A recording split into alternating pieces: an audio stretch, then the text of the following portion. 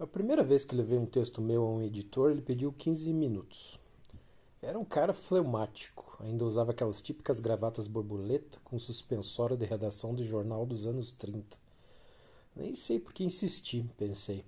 Talvez tudo que escrever até então não fosse bom o bastante. O sol é para todos, mas ele não paga boleto mesmo. O tempo fechou assim que sentei na poltrona de couro cru da saleta de espera.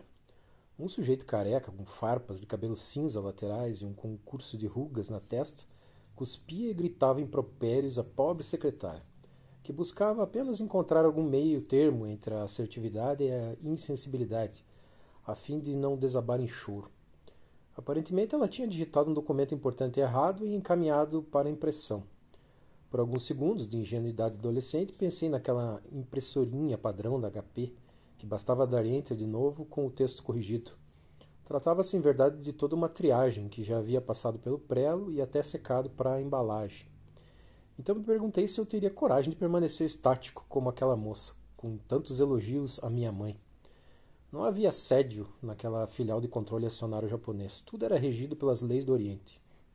Era pegar ou largar, a remuneração era boa e o resto era detalhe. Eis que a secretária tem o telefone no Viva Voz e sou finalmente convidado para entrar na sala do editor-chefe. Sem cerimônias, ele diz: Meu rapaz, meu tempo é precioso. Gostei do texto, pretendo publicá-lo nas crônicas de sexta.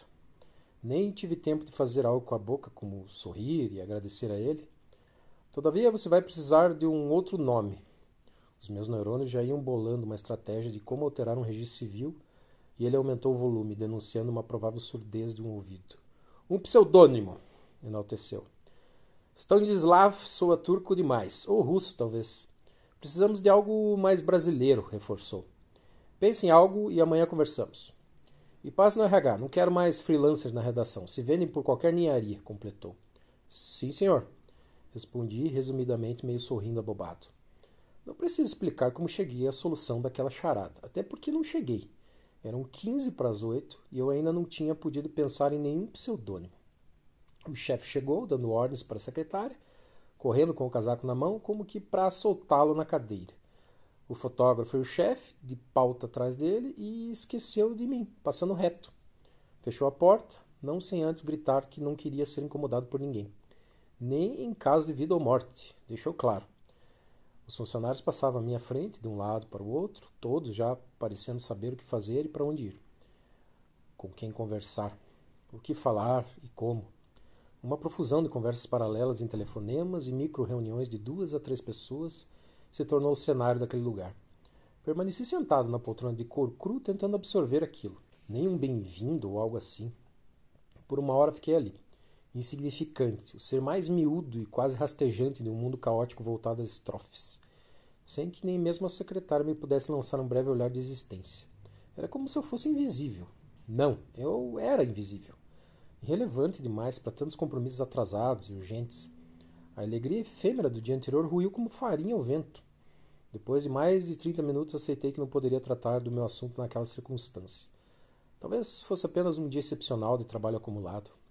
Resolvi deixar a sala, caminhando vagarosamente, ainda na vã esperança de, quem sabe, ser chamado nos últimos 2 passos antes da porta. Mas o elevador estava aberto, num convite implícito. Respirei fundo, soltei o ar, sôfrego da irrelevância e entrei na cabine. Não era meu primeiro emprego e nem o último, ponderei, enquanto a máquina tremulava por entre os andares. Era a primeira vez, todavia, que um compromisso marcado me fora frustrado por esquecimento. Ou não? Será que ele havia lido novamente? Preferia afugentar a dúvida da mente com um cigarro, já na calçada da rua. Um centro agitado, tipicamente paulistano, se impunha e forçava os passos apressados. Amanhã retornaria mais cedo. O aguardaria na portaria do grande edifício, Asa, e entraríamos junto na sua sala, ensaiei.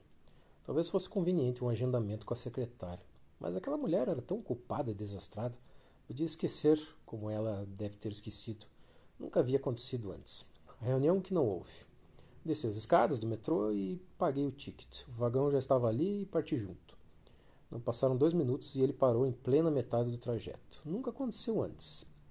Refiz a frase na memória. Sem luz, os passageiros precisaram descer e percorrer o trilho por alguns metros, até uma entrada da manutenção no túnel. Uma fila indiana se formou ao lado do trilho. onde o corredor era mais amplo. O motorista alertava todos para permanecerem à direita do túnel. Era inevitável querer saber se o outro trem havia sido avisado do nosso infortúnio, mas acho que ele preferiu contar com a mesma sorte de seus superiores e não disse nada.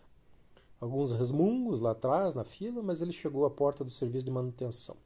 O motorista se demorava procurando as chaves para abri-la e a tensão cresceu. Uma senhora passou mal, foi acudida por 2 homens, um era grande, usava bermudas e correntes de rapper no pescoço, um boné rosa, mascando chicletes como a Madonna nos anos 80. Não pude deixar de observar comigo. A velha não chegou a desmaiar, mas precisaram acomodá-la na escada enquanto a chave não era encontrada. Bingo! Gritou o motorista, e todos pudemos seguir por um corredor paralelo até um pequeno elevador. O critério de subida foi por idade, e precisei esperar 7 viagens. A senhora atordoada foi na primeira leva, com mais 4 pessoas. Quando o elevador desceu, um forte cheiro invadiu o local. Ela havia aparentemente vomitado, sem tempo para uma limpeza melhor que um breve pano seco. Tivemos que enfrentar aquela tortura nasal e alguns passageiros vomitaram também assim que saíram do elevador, já próximos à bilheteria da rua. A náusea também me impôs um certo desarranjo momentâneo, que somente uma golfada de ar fresco da saída para a rua curara.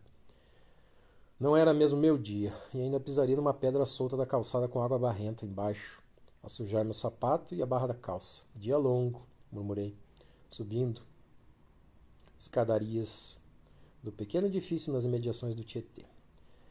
Tomei uma ducha, esquentei um resto de sopa do almoço e usei o olho mágico. Ninguém, pensei. Abri a porta e apanhei o jornal na beirada da porta do vizinho da frente. O inquilino o havia abandonado há dias. Ninguém iria reclamar. Coincidentemente, era o dito cujo, onde eu pleiteara trabalho. Já na cama, fui direto para a tal seção do Crônicas. Estava assinada por um óbvio e um tanto ridículo pseudônimo, Leonardo Bolada. Parecia mais apelido de um gigolô, pensei. E eu preocupado com algo sóbrio. Acho que adormeci no 5º parágrafo, não sei ao certo. O dia nem raiou e o tempo já corria sem fôlego. Um meio copo de leite era tudo que restava na geladeira velha. Levei o jornal comigo para ter o que ler no trajeto, caso conseguisse sentar no trem. Felizmente dei sorte. Ainda havia alguns lugares, devido ao dia que ainda era noite. Escolhi 2 lugares vazios. O texto do jornal falava de um criador de cabras em um terraço em São Paulo. A história até era interessante, mas não tinha nada de literatura. Pensei comigo, mesmo que a carreira jornalística pudesse ser movimentada, me desviaria totalmente de algo mais criativo. Passei rapidamente pelas demais seções, constatando que o único espaço para alguma imaginação eram as descrições e alguns gols mais bonitos da esportiva. Nem mesmo o palhaço Pogo da infantil trazia firulas. Eram só caça-palavras e labirintos óbvios que nenhum infante jamais preencheu porque jornal era coisa de adulto naquela época. Aliás, em qualquer época, mas os chefes de redação precisavam empregar algum sujeito como eu em algum lugar. Confessei quase que espontaneamente. Aquilo da Crônicas não era nem mesmo uma crônica, era só uma história extravagante de um maluco devotado às cabras numa cidade sem tempo para levar algo a sério, para além da rotina de seus moradores. A gravação anunciou a última parada antes do centro. A porta se abriu e pude observar a escadaria de saída banhada com raios de sol forte e matutino. Parecia um convite silencioso. O som das conversas difusas já se confundiam com as buzinas lá em cima.